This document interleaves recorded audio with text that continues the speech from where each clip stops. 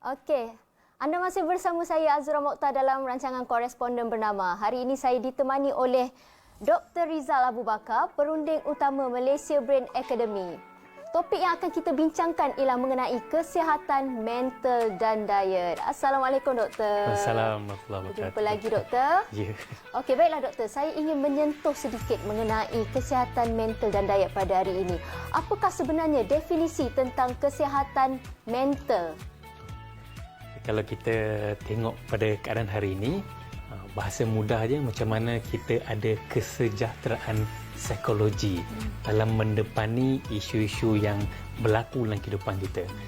Tapi dalam konteks lebih teknikal sikit, macam mana keadaan otak kita ni, sihat ataupun tak. Kalau otak sihat, sebab otak menguruskan segala-galanya dalam hidup kita. Macam operation center. Jadi bila otak tak bagus, yang lain akan jadi kucang-kacir. Macam kalau kita tengok dekat airport kan, dia ada tower yang jaga interaksi antara kapal terbang, turun, naik dan sebagainya. Kalau tak ada orang jaga tower tu, akan berlanggarlah kapal terbang. So itulah yang dilakukan oleh otak manusia. Jadi kalau otak tu tak ada, tak bagus, tak sihat, kucak-kacir jadinya. So dalam konteks ini, kesihatan mental berkait rapat dengan kesihatan otak seseorang. Semudahnya begitulah. Saya tengok doktor hari ini ceria je. Okey, tapi saya nak tanya doktor. Kadang-kadang kita melihat orang daripada luarannya sahaja, kita nampak dia gembira, ceria sentiasa. Tapi adakah golongan yang sentiasa ceria ini bebas daripada masalah depresi ataupun masalah mental ini sendiri? Alright. So kalau kita tengok orang gembira, dia ada hormon yang berkait rapat dengan gembira ni. Kalau bahasa mudah kita panggil DOSE, D-O-S-E. Dia ada dopamin, dia ada oksitoksin, ada serotonin dan ada endorfin. Jadi kalau ada empat ini muncul dalam hidup seseorang, jadi dia akan ada penampilan yang menunjukkan dia ni bahagia, ceria, sentiasa tersenyum, sebab hormon ni tak dapat menipu. Jadi kalau orang tu buat penampilan ceria dan sebagainya, kemungkinan besar empat hormon ini ada dalam hidup dia. Sebab dopamin adalah hormon bahagia. Serotonin contohnya hormon yang stabilkan mood. Oksitosin adalah hormon kasih sayang.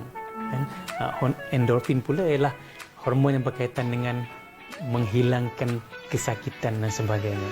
So jadi benda ni ada empat ni, dan orang tu gembira, bahagia, dan kita dapat lihat pada pancaran wajah dia. Tapi kalau dia buat-buat, boleh berlaku juga buat-buat ceria, untuk tapi menutup untuk menutup boleh berlaku juga, tapi orang tu sangat bijaklah untuk buat kata apa, menutup. Tapi sebagai doktor sendiri, doktor dapat tahu tak golongan-golongan yang menyorokkan depresi mereka ni? Bila kita berbual dengan orang macam ni, kita tengok nampak perwatakan ceria saja kan. Tapi the moment kita buka mulut dan berbual contohnya, dan kita akan dapat tahu ada macam-macam isu di belakang dan sebagainya. Dari segi pandangan mata? Kerana pandangan mata mungkin macam menipu sikit, tapi bila kita mula berbicara, kita akan tahu bahawa ada banyak isu dan orang ni menunjukkan face value yang berbeza. Doktor, mengikut kajian pada tahun 2016 yang mengatakan tahun 2020 masalah sakit mental menjadi masalah penyakit yang kedua tertinggi selepas sakit jantung. Macam mana doktor? Dengan kita punya status pandemik COVID yang makin meningkat, belum lagi pulih, adakah perkara ini memainkan peranan meningkatkan kadar sakit mental di kalangan rakyat Malaysia itu sendiri? Kita percaya itu yang sedang berlaku. So kalau boleh saya rumuskan, ada SAD. SAD itu satu stres, dua anxiety, tiga depression. Bila macam contohnya Selangor sekarang ni, Kuala Lumpur dan wilayah Persekutuan dah kena PKP balik. Betul. Jadi orang pun rasa dah anxiety makin tinggi, stress out. Dan kita perasan ada orang dah mula membeli buat panic buying dan sebagainya. So itu menunjukkan ada elemen stres dan anxiety sedang berlaku. Dan sekiranya mereka ni tak tangani benda tu, dapatkan maklumat yang betul dan uruskan apa yang ada dalam minda contohnya, dan aspek ini akan terus meningkat, anxiety, stres dan mungkin akan berlaku depression pada satu masa nanti. Doktor, patut saya nak tanya juga doktor lah. Selalunya orang mengaitkan stres, depresi adalah dia kalangan orang dewasa. Tapi ada juga kajian yang dinyatakan pada tahun 2019, tahun 2020 ini sebanyak 420 orang kanak-kanak juga terlibat dengan depresi. Tapi ibu bapa menafikan hak anak-anak ini kerana tidak tahu cara untuk mengenal tingkah laku anak-anak itu, adakah anak-anak mereka depresi ataupun mereka lebih rasakan anak mereka ni semakin nakal.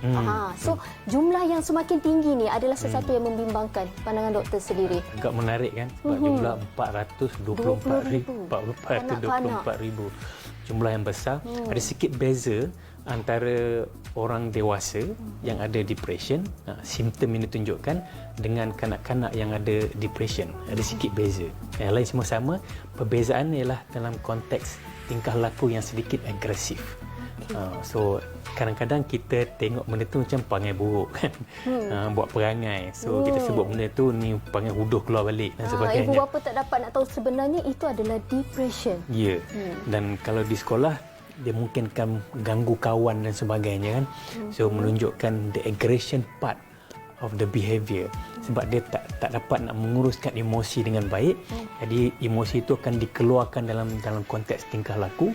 Dan selain pada aggression juga biasanya berlaku verbal outburst dia panggil. Maksudnya suka menjerit bila cakap, guna suara yang besar, yang kuat, yang lantang, yang tak kena pada tempat. Dan kita bila dengar pun hal pelik sangat ni kan. So benda ni berlaku pada anak-anak, berbeza dengan orang dewasa. Kalau orang dewasa macam mungkin simptom-simptom dewasa ni, bila depression, mood kita jatuh, kan, mood rendah, rasa sedih, nak menangis dan sebagainya, hilang interest pada benda yang selalu kita buat. Benda ni sama juga berlaku pada kanak-kanak, tapi dalam konteks kanak-kanak, kebiasaan disalah faham bila dia menunjukkan tingkah laku agresif dan juga verbal outburst tu. Jadi kalau mak ayah tak faham, dia akan tengok benda tu sebagai perangai buruk, buat kelaku dah, budak ni buat dah. Kebanyakannya ibu bapa rasa macam itulah sebab dia tak tahu kan apa yang anak dia sedang alami sebenarnya. Okey doktor, tak apa, kita nak berhenti rehat dulu. Lepas ni saya nak tanya doktor mengenai diet pemakanan, adakah memainkan peranan juga dengan kita punya masalah mental ni.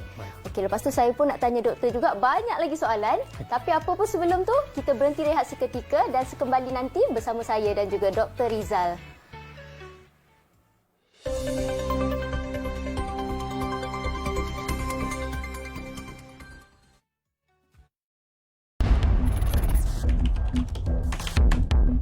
Ini beli buat duit ni. Kaya. Nanti aku bagi link. Kau download je.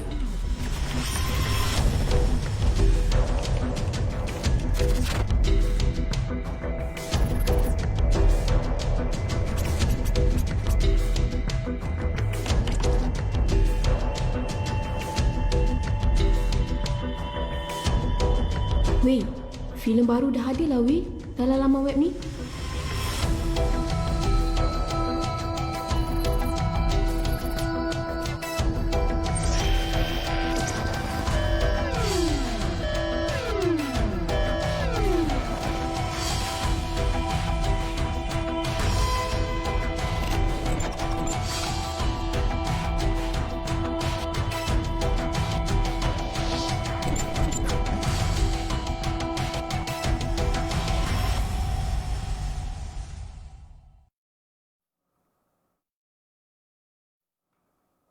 Ya, anda masih bersama saya dan Dr. Rizal Abu Bakar, perunding utama Malaysia Brain Academy.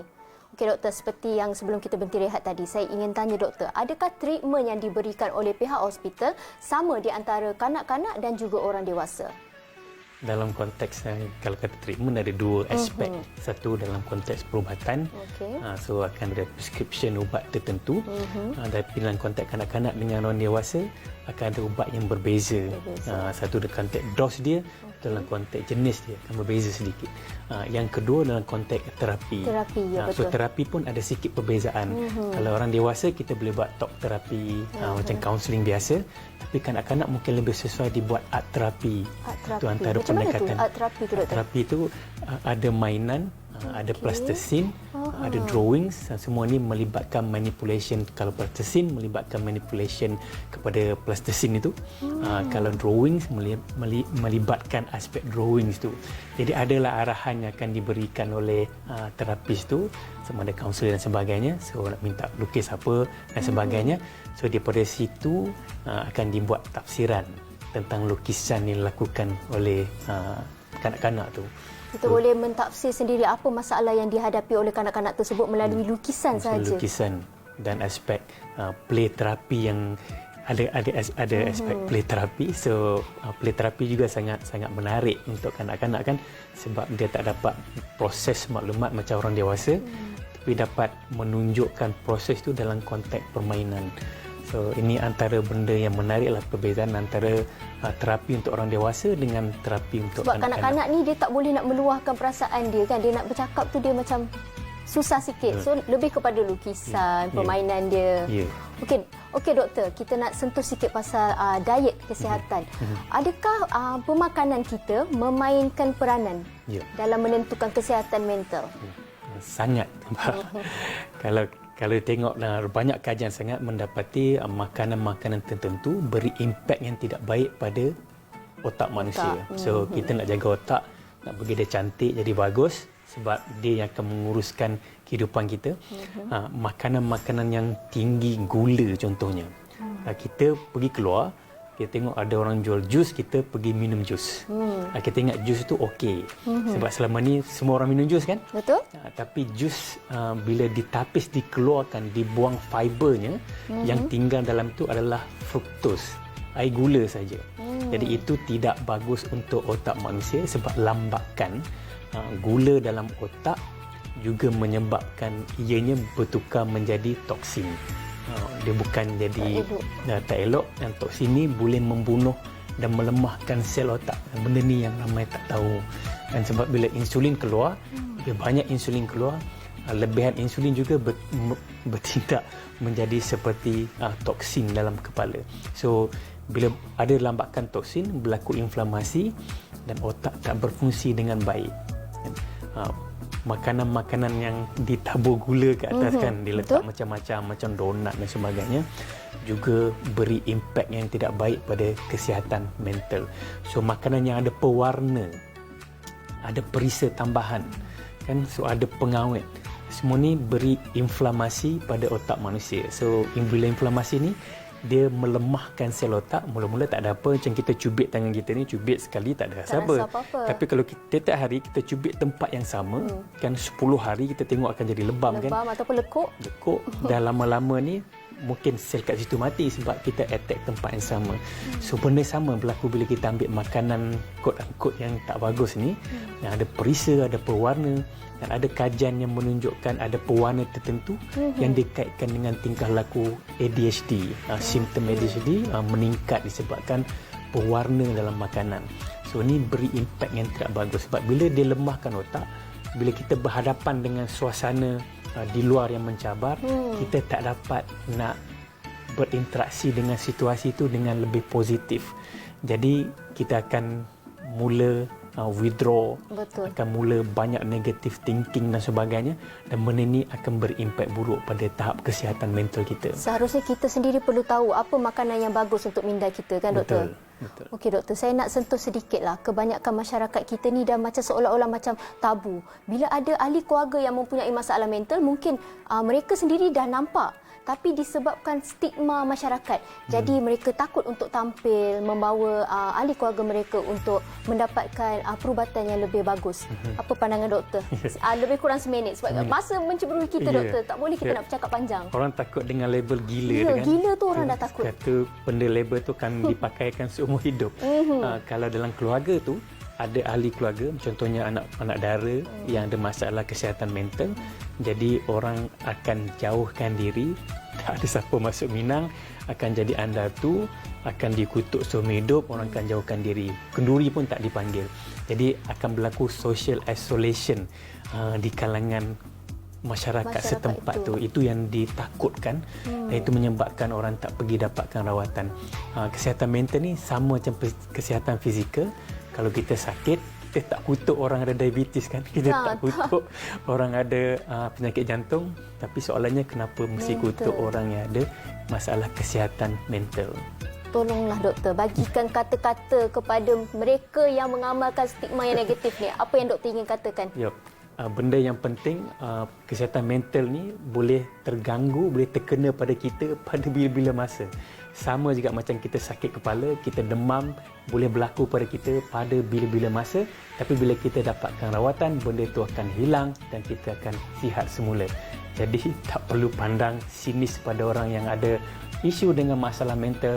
Teruskan bagi support sebab mereka juga layak mendapat kehidupan yang baik. Itu dia. Baiklah doktor, masa pun menceburui kita. Rasa macam sekejap baru berborak dengan doktor. Tapi tak apa, mungkin kita akan boleh berjumpa lagi. Kita telah pun sampai ke penghujung rancangan. Teruskan jaga diri anda, lindungi family, perkasakan komuniti. Bersama kita hentikan wabak COVID-19.